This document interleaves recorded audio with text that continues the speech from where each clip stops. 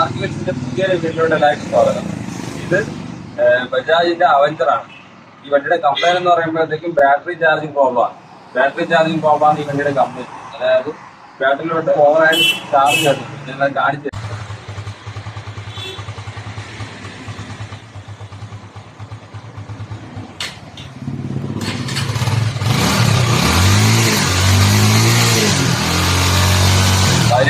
മുകളിൽ വരുന്നുണ്ട് 17 വോൾട്ടിന് മുകളിൽ വരുന്നുണ്ട്. ഇതിന്റെ റെക്ടിഫയർ ആണ് കംപ്ലൈന്റ്. അതുകൊണ്ടാണ് ഓവറായിട്ട് ചാർജ് ബാറ്ററിയിലോട്ട് കയറുന്നത്. പക്ഷെ റെക്ടിഫയർ വാങ്ങിയിട്ടുണ്ട്. റെക്ടിഫയറിന്റെ എമൗണ്ട് എന്ന് പറയുമ്പോൾ 1306 രൂപയാണ്. 1306 രൂപയാണ് എന്റെ റെക്ടിഫയർ.